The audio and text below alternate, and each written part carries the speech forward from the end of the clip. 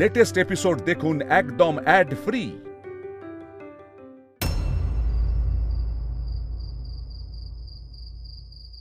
এই যে এইটা আমার ঘর।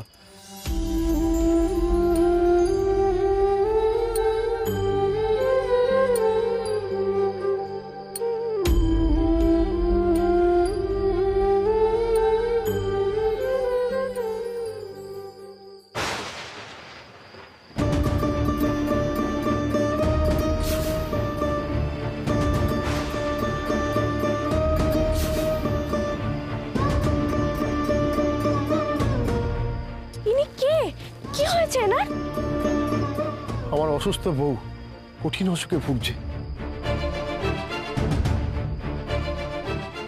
আর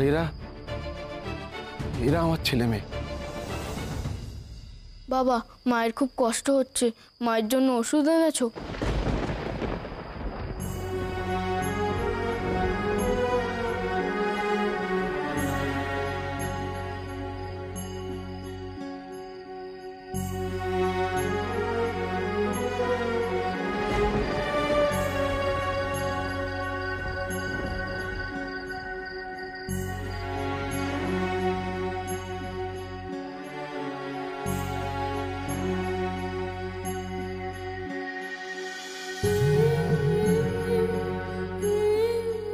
তোমায় যত দেখছি তত অবাক হচ্ছি গো মেয়ে। তুমি কোন ধাতুতে গড়া? আমার বউয়ের গায়ে এত পচা দুর্গন্ধ, আমার মাঝে মাঝে বমি উঠে আসে, আর সেখানে তুমি অজানা অচেনা মানুষ হয়ে ওর গায়ে মাথায় হাত দিচ্ছ। তোমার ভয় ঘৃণা কিচ্ছু নেই? তুমি ভুল করছো গো। তুমি যদি আমার বাবার মতো হও তাহলে তোমার বউ কে হবে? মায়ের মতো মানুষকে কেউ ঘেন্না করে? মা তো মাই হয় গো। যখন সন্তানের অসুখ করে তখন মা কি তাকে ফেলে সরে যায়? চাই না তো। তাহলে অসুস্থ মাকে ফেলে সন্তানরা কেন সরে যাবে? দেখো, সেই জন্য তো তোমার ছেলে মেয়েও অসুস্থ মায়ের পাশে আছে।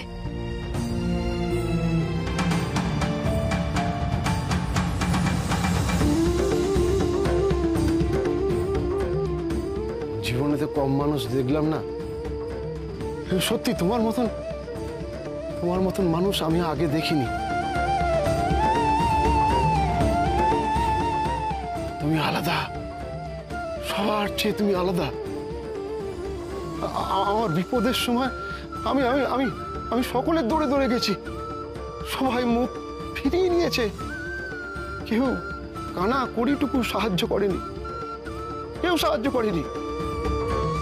দিনের পর দিন বউটাকে যন্ত্রণায় ছটফট করতে করতে বিছানায় মিশে যেতে দেখেছি। ওষুধপত্র জোগাড় করতে গিয়ে ওই ছেলে মেয়েদের মুখে দুবেলা দুমুঠো ভাত জোগাড় করে দিতে পারিনি গো।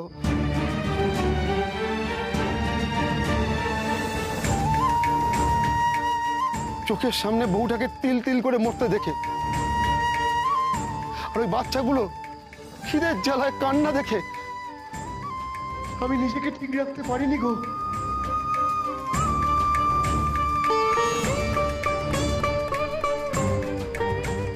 তাই বাধ্য হয়ে আমি এই পথ বেছে নিয়েছি। ভিক্ষা না পেলে তো ছিঁড়ে নিতে হয়, তাই না?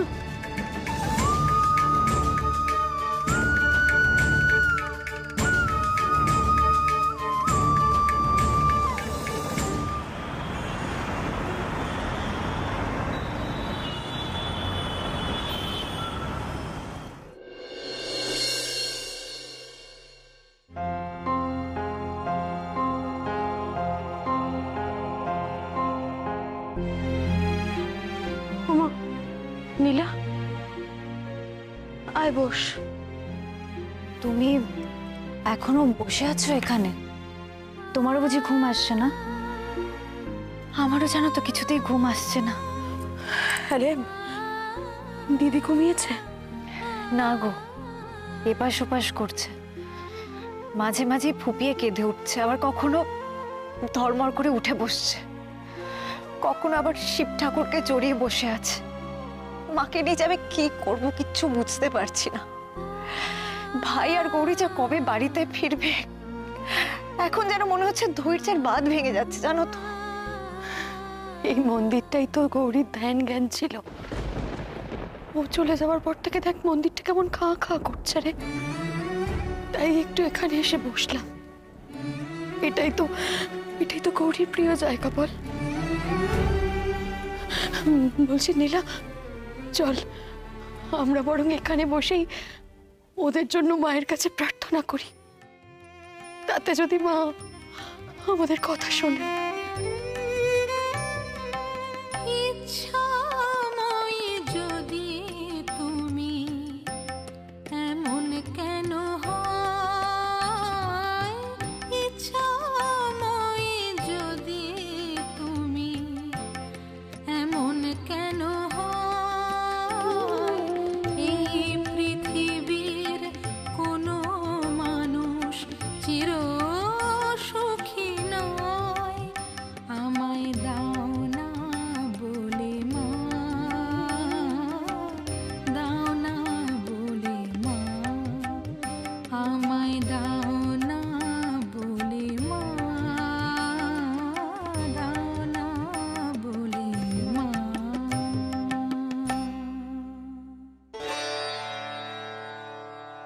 নীলা,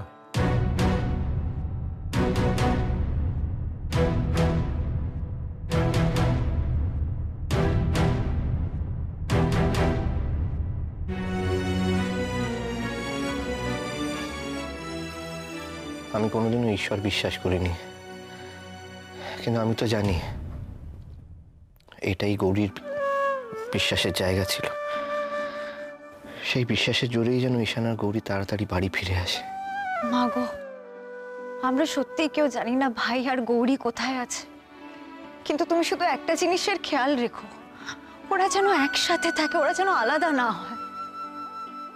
মা তুমি দেখো ওরা যেন দুজন দুজনকে খুঁজে না।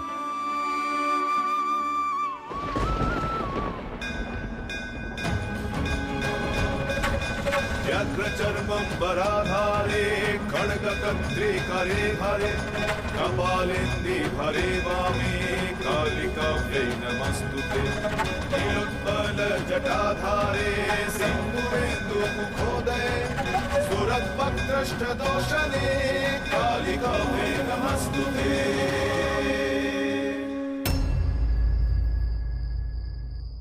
বিশ্বাস করো, আমি যা করছি আমার এই অসুস্থ বউ আর ছেলে মেয়েদের মুখের দিকে তাকিয়ে করছি।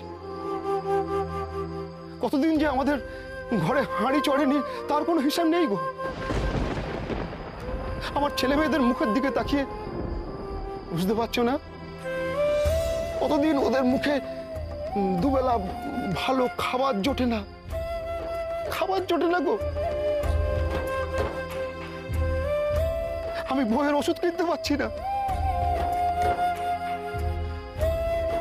জানি না কতদিন এইভাবে আমার বউটা বাঁচবে।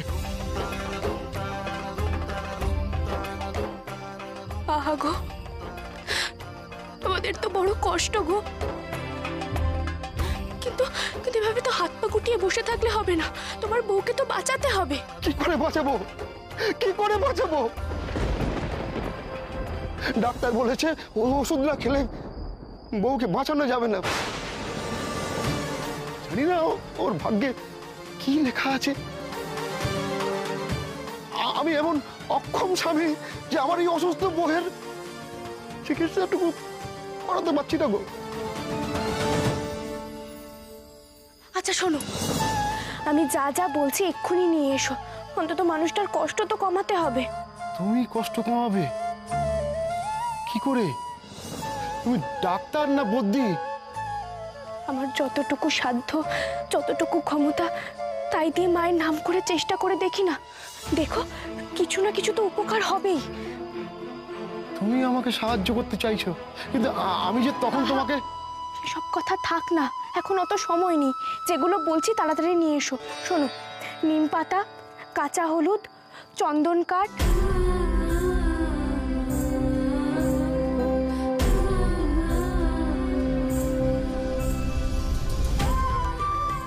বুঝেছো? এগুলো তাড়াতাড়ি নিয়ে এসো, যাও।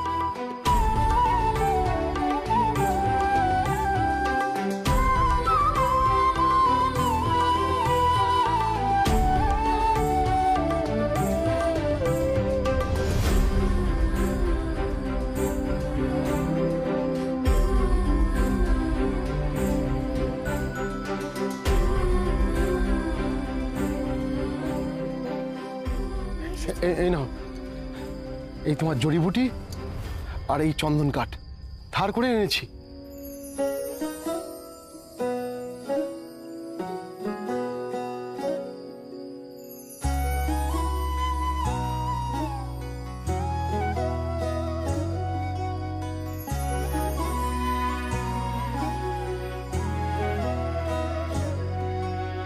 কেউ জানে না সেই মেয়েটা এলো কোথা থেকে, হাসি মুখের আড়ালেতে দুঃখ রাখে ঠেকে, সেই বেদনায় সুর জড়িয়ে গায়ে বুঝি সে গান, পথের পাশে কুড়িয়ে পাওয়া খুচরো অভিমান, আরো কত অপমানের হিসেব থাকে না। মাথাটা একটু তুলে ধরো না গো। কেউ থাকে না, থাকে কালিমা, থাকে কালিমা, তাই মায়ের একটু আরেকটু। স্বপ্ন সপে দিল, সবার কষ্ট মুছে দিতে এলো গৌরী এলো, গৌরী এলো, গৌরী এলো, গৌরী এলো, গৌরী এলো।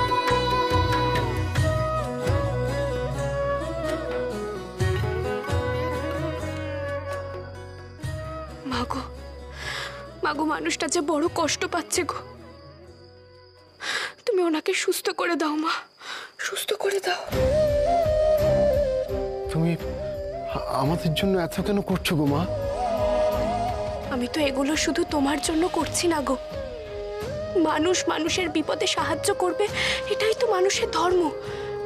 আমি তো শুধু সেই ধর্মই পালন করছি। আর হ্যাঁ, তুমিও অধর্মের পথ ছেড়ে দাও গো। অসৎ পথে অন্যায়ভাবে টাকা আয় করা উচিত নয় গো। এতে মা কুপিত হন, শাস্তি দেন। সৎ পথে টাকা আয় করার চেষ্টা করো, দেখবে মা তোমাকে আশীর্বাদ করবে, সব দুঃখ কষ্ট দূর করে দেবে। তোমার কোনো পাপ হবে না গো, বরং পুণ্য লাভ করবে তুমি। পাপ পুণ্য? না না, আমি বিশ্বাস করি না। ওই আমরা যখন না খেতে পেয়ে মরছিলাম, তখন তো আমাদের মুখে কেউ কিছু তুলে দিয়ে পুণ্য সঞ্চয় করেনি। তাই পেটের তাগিদে আমি অসৎ পথে হাতে জোগাড় করেছি। সব কথা আমাদের ভাবলে চলবে না গো মা। আগে বাঁচি, তারপর পাপ পুণ্য। আগে আমার বউ ছেলে মেয়ে খেয়ে পড়ে বাঁচুক, তারপর পাপ পুণ্য।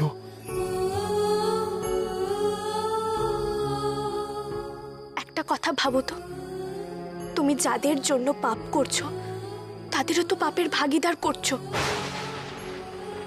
তারাও তো পাপের বোঝা বইবে। অন্যায় না করেও পাপের শাস্তি পাবে তারা। আমার জন্য ওরা কেন শাস্তি পাবে?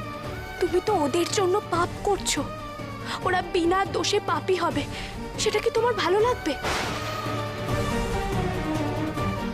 ওইটুকু ফুলের মতো বাচ্চাগুলো যদি তোমার পাপের জন্য শাস্তি পায়, তোমার কষ্ট হবে না?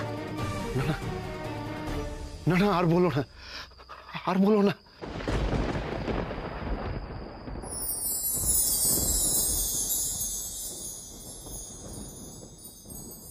হ্যাঁ গো, আমার অনেকটা ভালো লাগছে মনে হচ্ছে।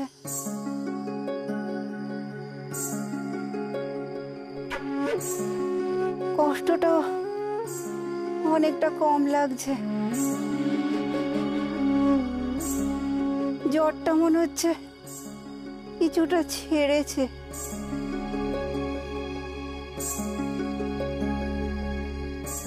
মনে হচ্ছে মরণের হাত থেকে ফিরে এসেছি। स्वरूपं त्वदीयं न विद्यन्ति देवा जगन् তুমি কে গো? আমার বউকে ভালো করে দিলে। सुहृत्पोषिणी शत्रु संहारे তুমি তো সাধারণ মানুষ নও, তুমি দেবী।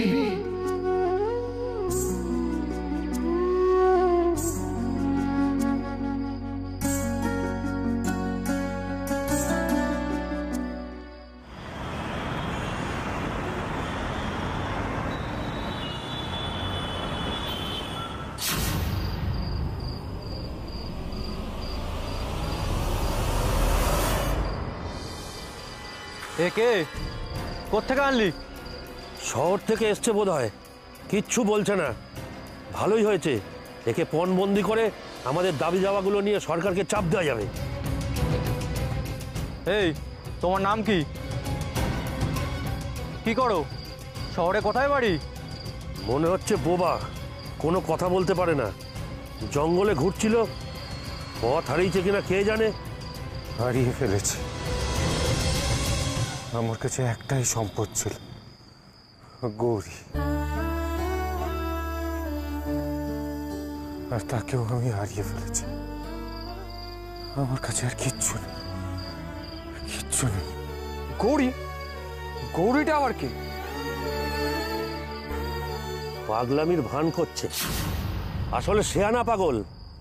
এসব শেয়ানাদের কি করতে হয় আমার জানা আছে, এদের একদম বিশ্বাস করতে নেই।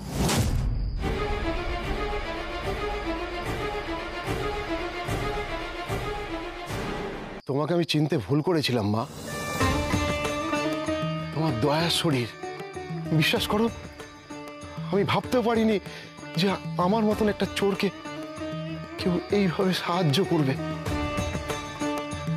ওর সব কথা আমার কানে গেছে। আমি তোমাকে তোমাকে অনেকবার বলেছি তুমি এই সব অন্যায় কাজ ছেড়ে দাও। তোমার এই পাপ আমার ছেলে মেয়েগুলোর গায়ে লাগবে। তোমার অন্যায়ের প্রায়শ্চিত্ত আমার ছেলে মেয়েগুলোকে করতে হবে।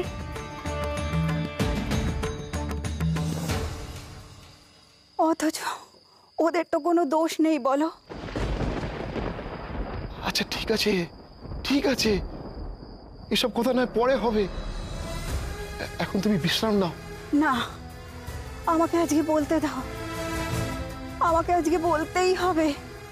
তোমাকে আমি বলেছি তুমি সৎ পথে যেইটুকু রোজগার করবে, যা আনবে তাই দিয়েই আমরা চালিয়ে নেব। তুমি ঠিকই বলেছো মা, আমার চোখ খুলে দিয়েছো। আমার পাপের জন্য আমার ছেলে মেয়েকে আর কষ্ট পেতে দেব না।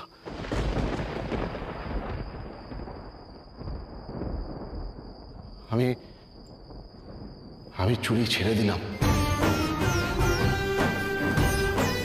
খেতে না পেয়ে মরে গেলেও আমি অসৎ পথে রোজগার করব না, সৎ পথে রোজগার করব। এই নাও মা, তোমার এই সোনার মুদ্রাগুলো চুরি করেছিলাম, নিয়ে নাও মা। না গো, এগুলো আমাকে দিতে হবে না, নিজের কাছে রাখো তুমি। এই যে মায়ের আশীর্বাদ গো, তোমার এগুলোর বেশি দরকার। এগুলো দিয়ে তুমি তোমার বউয়ের চিকিৎসা করো, ছেলে মেয়েদের মুখে খাবার তুলে দিও, কেমন? এই স্বর্ণ মুদ্রাগুলো দিয়ে তোমাদের বেশ কিছুদিন চলে যাবে। এর মধ্যে সৎ পথে আয় করার মতো কোনো কাজ খুঁজে নাও, বুঝেছো? মা এইগুলো তো আমি তোমার থেকে চুরি করেছিলাম। এগুলো আর চুরির জিনিস নয় গো, আমি তোমাকে দিলাম। আর কোনো দ্বিধা রেখো না মনে। সত্যি সত্যি মা, তুমি সাক্ষাৎ দেবী গো মা, সাক্ষাৎ দেবী। না গো, তোমরা ভুল করছো। আমি কোনো দেবী নই, অতি সাধারণ একজন মানুষ। আমরা তো সকলেই মায়ের সন্তান। তুমিও মায়ের কাছে মাথা নত করো, দেখবে মা তোমার মাথায় ঠিক আশীর্বাদের হাত রাখবে।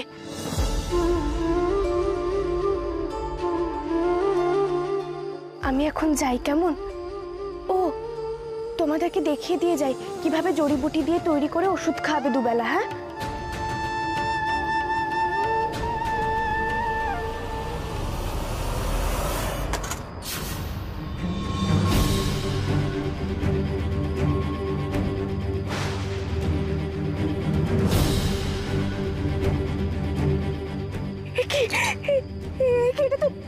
ডাক্তারবাবুর ব্যাগ। তুমি এটা কোথা থেকে পেয়েছো? কদিন আগে একজন গাছতলায় বসেছিল, এই ব্যাগটা আমি তার কাছ থেকে চুরি করেছিলাম। হ্যাঁ, মনে পড়েছে।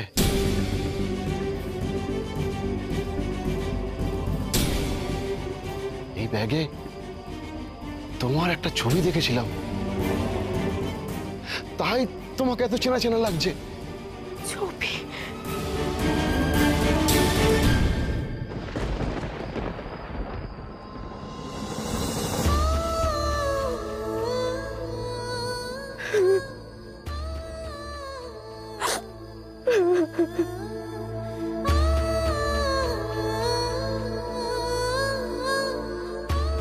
আচ্ছা আচ্ছা, তুমি তো তাকে দেখেছো। তুমি বলো না ডাক্তারবাবু কোথায় গো? সেই জন্য মা বলেছিল ওই গাছতলায় আসতে। আমি বুঝতে পেরেছি। বলো না গো, বলো না। তুমি জানো কোথায় ডাক্তারবাবু? হ্যাঁ, জানি।